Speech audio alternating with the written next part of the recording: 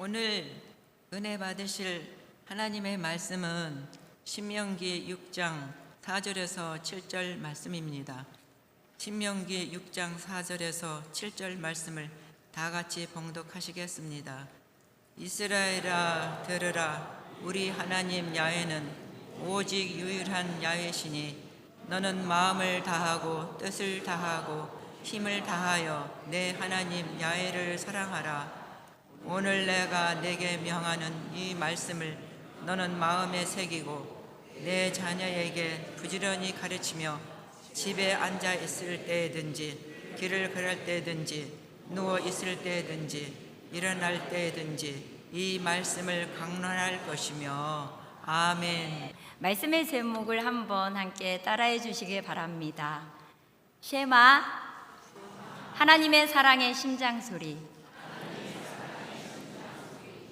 성경에는 십계명이 2번 기록되어 있습니다. 한 번은 출애굽기 20장이고요. 한 번은 신명기 5장에 기록되어 있습니다.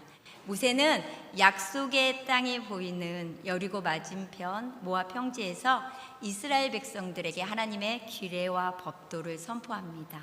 규례와 법도는 언약의 중심인 그 십계명을 일상의 삶 속에서 어떻게 살아가야 되는지 필요한 구체적인 가르침입니다. 하나님께서 이스라엘 백성에게 주신 이 규례와 법도는 하나님의 그 언약의 관계 안에서 그들이 지켜야 될 책임이기도 했지만 동시에 그들이 다른 민족들과 구별되게 하는 지식과 지혜라고 하나님이 말씀하십니다. 신명기 4장 6절 말씀을 함께 같이 읽어보겠습니다. 같이 읽겠습니다. 너희는 지켜 행하라. 이것이 여러 민족 앞에서 너희의 지혜요 너희의 지식이라. 아멘. 어느 민족에게도 없었던 이 규례와 법도는 하나님께서 그들에게 주신 지혜와 법도일 뿐 아니라 하나님께서 이스라엘 백성에게 지혜와 지식을 주셔서 그들이 지혜 있고 지식이 넘치는 백성이 될 뿐 아니라 신명기 4장 8절에 보니까 하나님께서 이스라엘 백성을 공의와 정의가 흐르는 나라로 세우고자 하셨습니다. 이것은 이스라엘 백성이 왜 다른 민족과 구별되는지 보여주고 있습니다. 그리고 그들이 들어가야 될 그 땅이 하나님의 다스림 안에서 어떻게 유지되고 다스려져야 될지 가르치는 그들의 정체성과 같은 것이었습니다. 그래서 하나님은 이 규례와 법도를 통해 이렇게 가르쳤습니다. 같이 신명기 4장 39절을 읽겠습니다. 위로 하늘에나 아래로 땅에 오직 야훼는 하나님이시요 다른 신이 없는 줄을 알도록 하라. 아멘. 왜 하나님이 이렇게 가르쳐 주셨는지 그 이유는 딱 한 가지예요. 하나님이 누구신지 알게 하기 위해서였습니다. 하나님을 아는 것이 모든 신앙의 출발점이기 때문입니다. 죄로 인해 에덴 동산에서 쫓겨난 이후 사람들은요 하나님과 단절되고 하나님으로부터 멀어졌습니다. 하나님과 멀어진 사람들은요 하나님을 대신할 무언가를 찾아 눈에 보이는 형상을 만들어서 신이라고 믿거나 혹은 인간 스스로가 하나님이 되는 자리에 앉기 시작했습니다.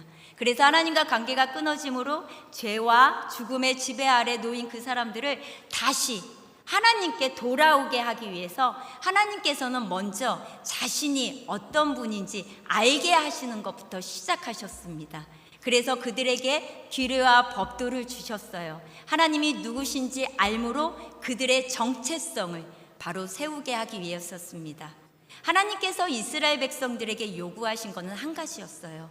하나님이 어떤 하나님인지 아시는 것, 그리고 하나님의 백성으로서 지혜와 지식을 가지고 구별돼서 사는 것입니다.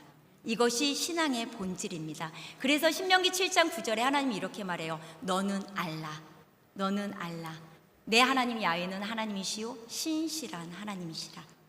성경은요 십계명을 단순한 도덕 규범으로 말하지 않습니다. 그래서 신명기 5장에서 모세는 이 언약이 단순히 과거 너희 부모 세대에게만 말씀한 게 아니라고 선언하고 있어요. 그래서 신명기 5장 3절 말씀을 같이 한번 읽어보겠습니다. 이 언약은 야훼께서 우리 조상들과 세우신 것이요 오늘 여기 살아있는 우리 곧 우리와 세우신 것이라. 아멘. 여기서 중요한 게 오늘 여기 살아있는 우리 곧 우리와 세우신 것이라. 십계명은 약 40년 전 호렙산에서 그들의 부모님들과 조상들과 맺은 과거의 언약이 아니라 지금 살아있는 하나님의 백성에게 주어진 현재적인 언약입니다. 하나님의 언약은 언제나 살아있습니다. 왜냐하면 하나님의 언약은 단순한 계약 관계가 아니라 하나님과의 사랑의 관계이기 때문입니다. 유대 철학자 마르틴 부버가 나와 너라는 책에서 이런 말을 했습니다. 사람과 사람 사이의 관계의 두 가지 모습으로 설명했는데요. 하나는 나와 너의 관계이고 다른 하나는 나와 그것의 관계입니다. 나와 그것의 관계는 뭐라고 돼 있어요? 상대를 목적이 아니라 수단으로 대하는 관계입니다. 그러나 나와 너의 관계는 인격과 인격이 만나는 만남입니다. 하나님과 우리의 관계는요, 나와 그것의 관계가 아닙니다. 하나님께서는 우리에게 일방적으로 너희는 내 명령을 지켜! 라고 강요하시는 분이 아니세요. 하나님은 먼저 사랑으로 찾아오셔서요, 우리를 사랑의 대상으로 부르시고요, 우리를 언약의 파트너로 존귀하게 여기시는 분이십니다. 하나님은요, 먼저 우리를 향해 하나님 자신의 사랑을 보여주십니다.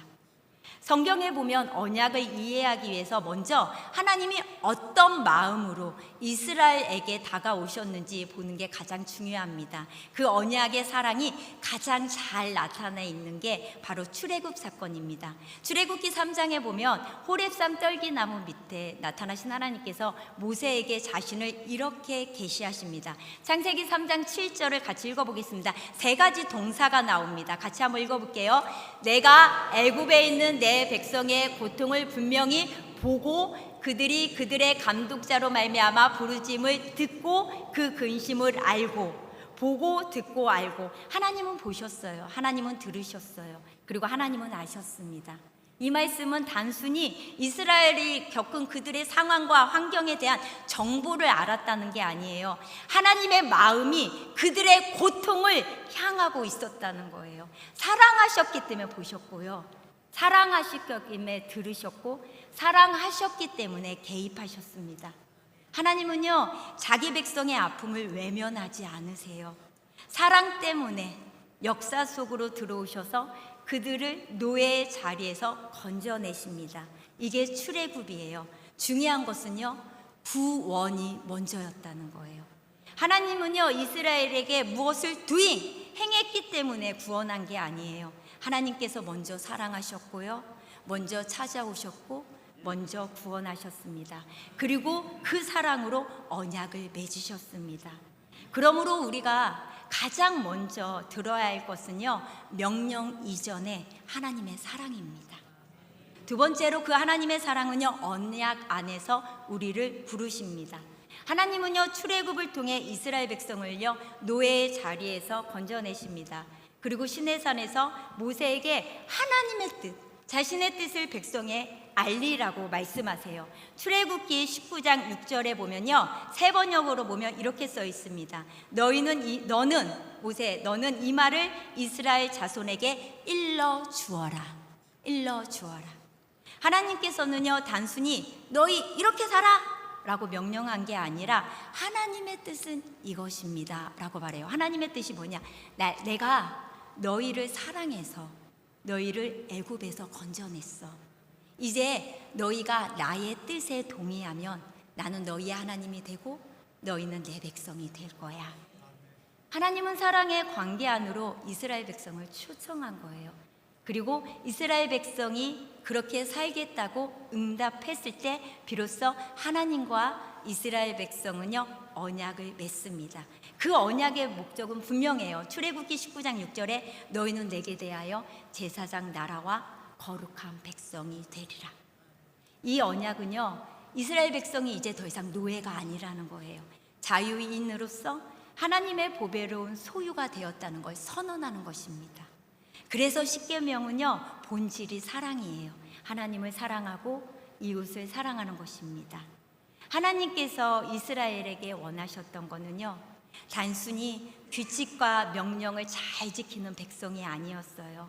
하나님의 사랑을 알고 그 사랑 안에서 하나님을 사랑하고 그 사랑을 세상 모든 가운데 흘려보내는 제사장 나라, 거룩한 백성이 되기 원하셨습니다. 너희가 이 명령을 지키면 내가 너희를 구원할게, 이게 아니에요. 내가 이미 너희를 사랑했고 너희를 구원했으니 이제 나의 사랑 안에서 살아가라, 이 말입니다. 십계명으로 그 사랑의 언약을 맺은 그 이스라엘 백성들에게 모세가 외친 말씀이 바로 쉐마 이스라엘, 이스라엘아 들으라. 히브리어로 쉐마는요, 듣다라는 동사 샤마의 명령형으로 들으라는 의미가 있습니다. 이 단어는 단순히 귀로 소리를 듣는 의미만은 있지 않습니다. 듣고 마음에 새기고 그리고 마음에 받아들이고 순종하며 살아가는 것까지 포함이 돼요. 그렇다면 제가 질문을 하나 해보겠습니다. 하나님께서 사랑의 언약을 맺은 이 이스라엘 백성들에게 무엇을 가장 먼저 듣길 원하셨을까요? 뭘 가장 먼저 듣길 원하셨을까요?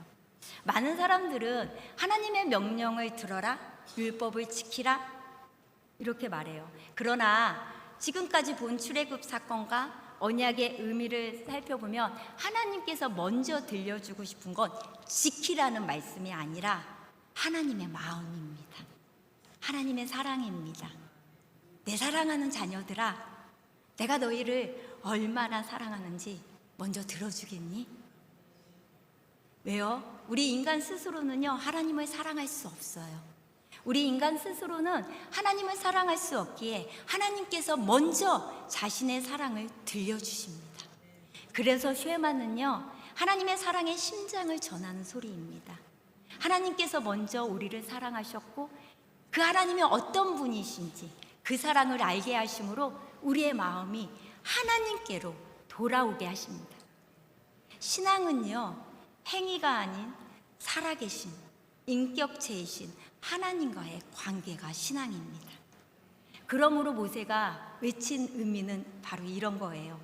너희들이 들어야 할 것, 너희들이 가장 먼저 들어야 할 것은 하나님이 얼마나 우리를 사랑하시는지, 그리고 그 하나님이 얼마나 우리와 연합되어서 하나 되기 원하시는지, 그걸 들으라고 쉐마 외친 거예요. 하나님은요, 이스라엘 향해 자신을 사랑하라고 말씀하셨어요. 너희는 나를 마음과 뜻을 다해 사랑해. 하지만요, 그 말씀 안에는요, 먼저 하나님이 얼마나 그들을 사랑하시는지, 그들을 사랑하는 하나님인지 들으라는 뜻이 포함되어 있어요. 우리에게도 말씀하세요. 너희들 나 사랑해. 하지만 그 말 안에는요, 가장 먼저 포함되어 있는 말이 뭔지 아세요? 내가 너를 얼마나 사랑하는지 그거 먼저 들으. 하나님께서는요, 강한 손과 편팔로 이스라엘 백성들을 친히 애굽의 손에서 구원내신 구원의 하나님이십니다. 그래서 신명기 4장 34절에 하나님께서는 어느 신도 행하지 못한 일을 행하셨다고 말해요. 어느 민족의 신도 한 백성을 이렇게 직접 끌고 나와 구원해 낸 적은 없습니다. 입과 눈이 있어도요, 말하지 못하고 보지 못하는 거짓 우상의 신들과는 달리 하나님은 살아계셔서 당신의 사랑하는 그 백성을 돌보시고 어떻게 해요? 책임지시는 하나님이시라는 거예요. 오늘도요, 하나님은 먼저 우리를 사랑하십니다. 출애굽의 사건은 아주 큰 구원의 그림자였어요. 세월이 흘러서 하나님은 모세만 보낸 게 아니에요. 하나님은 그 아들 예수 그리스도를 이 땅에 보내셨습니다. 하나님의 내려오심을 가장 아름답게 표현한 성경이요, 빌립보서 2장 6절에서 8절입니다. 예수님은 하나님의 본체셨지만 하나님과 동등될 것을 취하지 아니하시고 자기를 비우시고 종의 형체를 입으시고 사람이 되셨습니다. 그리고 자기를 낮추시고 복종하셔서 십자가에서 죽으셨습니다. 출애굽에서는요, 하나님께서 내가 내려왔다라고 말씀하시지만 신약에서는요, 예수님께서 친히 인간의 몸을 입고 우리 가운데 내려오셨습니다. 그래서 그 예수님은요, 하나님의 사랑이 눈에 보이게 나타난 하나님이십니다. 우리를 찾아오신 사랑이셔요. 우리와 함께 우셨고, 우리와 함께 걸으셨고, 우리의 죄와 죽음과 고통을 대신 짊어지신 사랑입니다. 그래서 예수 그리스도, 그분 자체가 복음입니다. 복음은요, 우리가 하나님을 찾아가는 이야기가 아니라 하나님께서 우리를 찾아오신 이야기입니다. 우리가 하나님을 사랑한 것이 아니라 하나님께서 먼저 우리를 사랑하셨습니다. 그렇게 우리를 찾아오신 그 하나님의 사랑을 사도 바울은 그 너비와 길이와 높이와 길이를 측량할 수 없는 사랑이라고 에베소서 3장에 말하고 있습니다. 그리고 그 사랑으로 충만해질 때 우리의 신앙은요, 의무가 아니라 갈망이 돼요. 하나님의 사랑을 더 알고 싶고, 하나님을 더 알고 싶은 갈망이 되고 열망이 됩니다. 먼저 내려오신 그 하나님의 사랑을 경험한 사람은요, 하나님을 사랑하기 때문에 순종할 수밖에 없어요. 그분이 우리를 인도하시며 모든 것을 합력하여 선을 이루실 줄 믿기 때문에 순종하게 되는 거예요. 그리고 세 번째, 우리 안에 부어주신 그 하나님의 사랑 때문에 우리가 하나님을 사랑할 수 있습니다. 요한복음 17장에 보면요, 예수님은 십자가를 앞두고 이렇게 기도하셨어요. 하나님께서 나를 사랑하신 그 사랑을 그들도 알게 해주세요. 얼마나 하나님이 그들을 사랑하는지. 요한복음 17장 26절에 이는 나를 사랑하신 그 사랑이 그들 안에도 있게 해주세요. 나도 그들 안에 있게 하여 주시옵소서. 예수님은요, 하나님이 예수님을 사랑하는 바로 그 사랑이 우리 안에 있게 되기를 기도하셨어요. 그리고 그 사랑을 위해 앞으로도 계속 우리에게 하나님 아버지를 알리시겠다고 약속하셨습니다. 그렇다면 누가 그 하나님의 사랑을 우리에게 부어주실까요? 사도 바울은 로마서 5장 5절에 정확히 말해요. 우리에게 주신 성령으로 말미암아 하나님의 사랑이 우리 마음에 부은 바 됨이라. 아멘. 그 사랑은요, 우리의 노력으로 되지 않아요. 우리가 하나님을 사랑할 수 없어요. 우리가 하나님을 사랑하는 건 노력으로 되지 않아요. 성령께서 그 하나님의 사랑을 우리 안에 부어줄 때 가능합니다. 성령님은요, 우리에게 하나님을 알게 하셔요. 그리고 하나님의 그 사랑을 우리 마음 가운데 부어주십니다. 성령의 가장 큰 역사는요, 우리를 감동시키는 어떤 특별한 체험이 아니에요. 하나님의 사랑을 우리에게 알게 하시고 그 사랑을 우리 마음에 부어주시는 것입니다. 이것은 예수님만의 기도가 아니라 하나님 아버지의 간절한 마음이었고 성령께서 우리 가운데 이루시는 하나님의 뜻입니다. 우리 속에 넘치는 그 하나님의 사랑이 우리로 하나님을 사랑하게 하는 힘이 됩니다. 우리는 당연히 의무감으로도 섬겨야 돼요. 그건 성경적입니다. 하지만 의무감에 마지못해 하나님께 봉사하고 사역을 한다면 나중엔 그게 일로만 느껴집니다. 그 모습이 어디에서 나오냐면 탕자의 비유에서 알 수 있어요. 탕자의 비유에 보면 큰 아들, 그 큰 아들에게서 발견할 수 있습니다. 큰 아들이 아버지와 한 대화가 있습니다. 그는 자기를 사랑하는 아버지를 사랑하는 마음보다는 오랫동안 그 아버지 밑에서 일했던 품꾼의 마음을 가지고 있었어요. 누가복음 15장 29절에 큰아들이 아버지에게 이렇게 말해요. 동생이 돌아왔습니다. 아버지가 기뻐했어요. 그런데 그 큰아들은 아버지에게 이렇게 말해요. 내가 여러 해 아버지를 섬겨 명을 어김이 없거든. 여기서 그의 말에는요, 아버지랑 지금까지 함께한 기쁨보다는요, 자신의 수고와 의무가 먼저 담겨져 있어요. 여기서 섬기다, 영어 성경에 보니까 슬레이브, 노예라는 표현이에요. 그래서 직역하면 큰아들의 말은 이렇습니다. 보십시오. 저는 이렇게 여러 해 동안 아버지에게 노예처럼 섬겨왔습니다. 반면 아버지는요, 그 큰아들에게 이렇게 말해요. 얘야, 너는 나랑 항상 함께 있었고 내 것이 다 네 거야. 여기서 보면 아버지가요, 아들이라는 호칭을 사용하지 않고 뭐라고 말해요? 얘야. 이거는 애정과 친밀함이 담겨져 있는 호칭이에요. 아버지는 큰아들에게 아버지가 요구한 건 뭐예요? 이미 아버지 안에 있는 걸 누리라는 거예요. 이미 아버지 안에 함께 누리고 있는 그 사랑의 관계를 깨닫길 원하셨어요. 네가 내 안에 있잖아. 내가 너와 항상 함께 있잖아.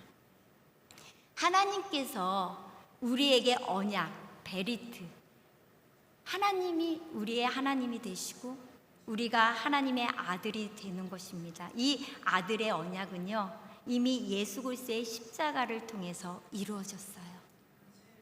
제가 질문 하나 해볼게요. 하나님께서 인간을 만드신 가장 주된 목적이 무엇일까요? 오늘 이 순간에도 하나님께서 무엇보다도 우리에게 원하시는 가장 큰 게 무엇일까요?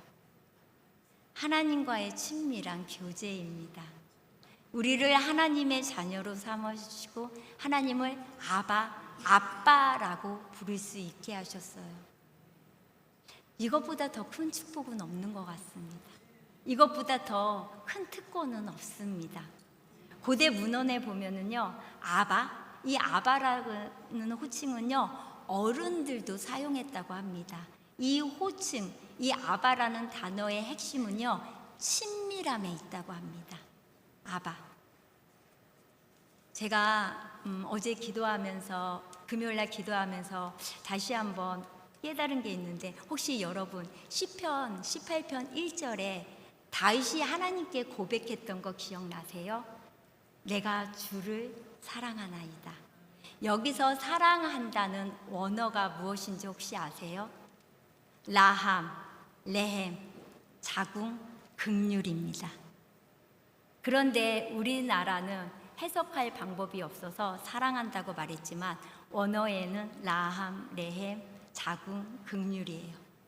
단순한 사랑이 아니라 부모가 뱃속의 아이를 향한 본능적인 사랑이에요. 부모가 자녀를 향해 품는 사랑이요. 놀라운 거는요, 이 단어는요, 원래 하나님께서 우리를 긍휼히 여기실 때 사용하는, 하나님이 우리를 긍휼히 여기시다 사랑할 때 사용했던 표현이에요. 그런데 하나님의 그 긍휼하심을 경험한 다윗은요, 그 사랑으로 인해 하나님께 뭐라고 고백하는 건지 아세요? 이걸 직역하면, 하나님, 제가 안아드릴까요? 하나님, 제가 안아드릴게요. 다윗이 어떻게 이렇게 고백할 수 있었을까요? 하나님을 향한 그 뜨거운 사랑에 섬긴다면요, 일조차도 사랑스러워질 것이고 모든 것이 사랑으로 표현되고 사랑으로 느껴질 거예요. 사랑하는 성도 여러분, 하나님의 사랑은 사람을 변화시키는 힘이 있습니다. 하지만 그 사랑은요, 한 사람만 변화하고 끝나지 않아요. 하나님은 그 사랑이 다음 세대까지 이어지기 원합니다. 그래서 신명기 6장 6절에 오늘 내가 내게 명하는 이 말씀을 너는 마음에 새기라고 보여요. 먼저 자녀에게 가르치라고 하지 않아요. 먼저 너는 마음에 새기라고 말합니다. 아비 세대가 먼저 하나님이 어떤 분인지 알라는 거예요. 하나님의 그 성품과 사랑을 깨닫고 경험하고 누리는 거. 그래서 하나님께서 먼저 나를 사랑하시고 끝까지 신실하시고 인도하시는 분이라는 걸 깨달으면 깨달을수록 우리의 마음 가운데 하나님을 향한 사랑과 신뢰가 깊어지게 새겨지는 것입니다. 하나님과의 그 사랑의 관계를 누리고 그 언약을 붙드는 그 아비 세대는요, 다음 세대에게 믿음의 유업을 흘려보내는 하나님을 사랑하는 세대로 세울 수 있습니다. 그래서 그 쉐마는요, 하나님의 사랑을 다음 세대에게 흘려보내는 것입니다. 그래서 신명기 6장 7절에 함께 같이 읽어보겠습니다. 내 자녀에게 부지런히 가르치며 집에 앉았을 때든지 길을 갈 때든지 누워있을 때든지 일어날 때든지 이 말씀을 강론할 것이며, 말씀을 부지런히 가르치라고 해요. 여기서 중요한 건 무엇을 가르치느냐는 거예요. 사람의 마음은요, 눈에 보이는 것, 귀에 들리는 것에 영향을 받기가 쉽습니다. 세상은 끊임없이 우리의 마음을 하나님이 아닌 다른 것에 빼앗고 있어요. 하나님 없이 스스로 결정하는 것, 내가 하나님보다 앞서서 생각하는 나의 생각, 나의 계획, 나의 판단도 우상이 될 수 있습니다. 하나님께서 원하시는 게 뭐예요? 집에 앉아있을 때든지 길을 갈 때든지 누워있을 때든지 일어날 때든지 모든 삶의 순간에 하나님의 사랑을 기억하고 하나님과 발을 맞추어서 걸어가는 거예요. 쉐마 교육은 아이들에게 하나님을 사랑해 라고 반복해서 말하는 교육이 아니라 하나님께서 우리를 얼마나 사랑하시는지 계속 보여주는 교육입니다. 이 세상을 살아가는 자녀들에겐 유혹이 많아요. 마음이 흔들리는 것도 많고 사랑하게 될 것들도 너무 많아요. 이 흔들리는 세상에 오직 하나님의 사랑만이 세상 사랑을 이길 수 있는 힘이 됩니다. 창세기를 보면요, 에녹이 누린 그 하나님과 친밀함이 누구에게 물려가요? 무드셀라에게, 무드셀라를 통해 라멕에게, 라멕을 통해 그리고 노아에게까지 흘러갑니다. 그리고 그들은 알게 됐어요. 세상에 걷잡을 수 없이 죄악으로 가득 찬 가운데 하나님만이 유일한 구원자라는 거, 세상을 구원하고 부패한 이 땅을 회복하기 위해서 하나님께서 일하신다는 사실을 알고 있었어요. 신앙에 물려받으면서. 그래서 라멕은 노아를 낳고 이렇게 말합니다. 우리를 이 아들이 위로할 것이다. 하나님과 친밀한 동행을 하고 친밀한 교제와 동행을 하며 하나님의 마음과 뜻과 의중을 알았던 에녹은요, 자녀들이 마지막 때를 준비하는 세대로 될 수 있도록 준비시켰어요. 믿음의 삶을 보여주고 흘러갑니다. 결국 자녀는요, 부모가 말하는 하나님이 아니라 부모가 사랑하고 의지하고 살아낸 하나님을 보게 되는 거예요. 가정은 그 쉐마가 가장 먼저 시작되는 곳이고, 그리고 교회는요, 그 쉐마가 함께 자라고 열매 맺는 공동체예요. 가정에서 하나님의 사랑을 경험한 자녀들은요, 세상의 사랑에 쉽게 흔들리지 않아요.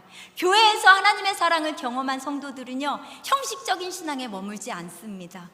하나님의 사랑을 마음에 새긴 사람은요, 그 사랑을 세상 가운데 흘려보내는 사람이 될 수 있어요. 그러므로 쉐마는 단순히 다음 세대에게 말씀을 가르치는 방법이 아니라 하나님의 사랑이 한 세대에서 다음 세대까지 끊이지 않고 흘러가게 하는 하나님의 사랑입니다. 하나님은 모든 것을 사랑으로 시작하셨고요, 사랑으로 행하셨고, 사랑으로 기다리셨고, 사랑으로 완성하셨어요. 예수님은 율법을 폐하러 이 땅에 오신 게 아니라 율법을 완성하러 오셨습니다. 사도 바울은 이렇게 말해요. 사랑은 율법의 완성이니라. 말씀을 맺겠습니다. 오늘도 하나님은 쉐마라고 우리를 부르셔요. 하나님은 우리를 사랑하셨기에 우리를 그냥 두지 않으세요. 하나님은 우리를 찾아오기에 예수님 안에서 친히 내려오셨습니다. 이게 복음입니다. 그래서 오늘 우리가 이 시간에도 들어야 할 것은 여전히 하나님의 사랑입니다. 마지막 때 사람들은요, 자기를 사랑한대요. 사납고 조급하고 쾌락을 사랑하기를 하나님보다 더 사랑한다고 성경은 말하고 있습니다.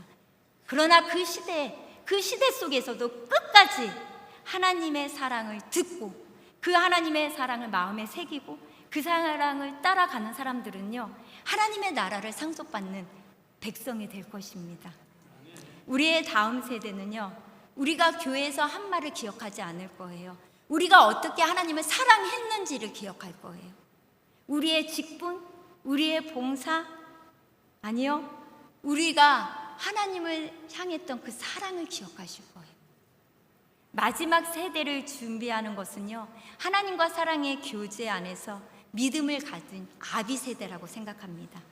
하나님은 아비 세대에게 그 계획을 미리 보여주셨고요, 이러한 아비 세대가 마지막 세대를 준비시킬 수 있습니다. 저와 여러분이 모두가 먼저 하나님의 그 사랑을 듣고 그 사랑을 마음에 새기고 그 사랑 안에서 하나님을 사랑하며 그 사랑을 다음 세대와 세상의 가운데 흘려보내는 하나님의 자녀로 세워져 가게 되시기를 주님의 이름으로 축원드립니다. 아멘. 이 시간 말씀을 생각하며 잠시 묵상으로 기도하기 원합니다. 사실 제가 설교 중 한 부분을 넣지 않은 게 있습니다. 그게 뭐냐면, 하나님의 사랑이 우리 마음에 부어졌을 때, 하나님의 사랑이 우리 마음에 가득할 때 비로소 나 자신을 그대로 받아들일 수 있다는 거예요. 하나님께서 나를 귀하게 여기시는 것처럼 내가 나 자신을 용납할 수 있고요, 사랑할 수 있습니다. 성공했기 때문에 가치 있는 존재가 아니라, 사람들에게 인정받기 때문에 가치 있는 존재가 아니라 하나님께서 사랑하시는 존재이기 때문에 우리는 존귀한 존재입니다. 하나님의 사랑이 나의 가치를 회복시킵니다. 아까 기억나시죠? 시편 18편 1절에 다윗의 고백이요. 하나님, 제가 안아드릴까요? 하나님, 제가 안아드릴게요. 어떻게 다윗은 이렇게 고백할 수가 있었을까요? 내가 하고 싶은 말이 아니라 하나님의 사랑의 음성을 들어보십시오. 오늘 저희 교회에 처음 나오신 분이 계십니까? 우리가 하나님을 찾아온 것이 아니라 하나님이 먼저 우리를 찾아오셨습니다. 우리가 하나님을 사랑한 것이 아니라 하나님이 먼저 우리를 사랑하셨어요. 예수님은 그 사랑이 눈에 보이는 하나님이십니다. 우리와 함께 걷기 원하시고 함께 우시고 우리의 죄와 죽음과 고통을 짊어지신 오늘 그 사랑이 여러분의 마음에 들렸다면 믿음으로 지금 이 시간 일어나 주시기 바랍니다. 믿음은 하나님에 대한 우리의 반응입니다. 오늘 예수님을 나의 구주요 나의 삶의 주인으로 영접하기 원하시는 분, 하나님의 자녀로 이제 내가 살아가겠습니다 라고 원하시는 분, 그 사랑의 믿음으로 반응하기 원하시는 분은 그 자리에서 믿음으로 일어나 주시기 바랍니다. 인터넷상에서도 TV상에서도 처음 예배를 드리는 분이 있으시다면 그 하나님의 사랑에 믿음으로 응답하기 원하시면 그 자리에서 믿음을 가지고 일어나 주시기 바랍니다. 일어나신 분들은 제가 하는 기도를 따라해 주시기 바랍니다. 하나님 아버지, 저는 죄인입니다. 어디에서 와서 왜 살며 어디로 가는지 알지 못하고 방황하며 살아왔습니다. 저의 죄를 위하여 십자가에서 죽으시고 부활하신 예수님을 제 구주로 모셔드립니다. 저는 하나님의 자녀가 되었습니다. 지금부터 영원토록 주님과 함께 살겠습니다. 예수님의 이름으로 기도드립니다. 아멘. 아멘. 할렐루야. 주님 안에서 사랑하고 축복하고 환영합니다. 우리 이 시간에 찬양하기 원합니다.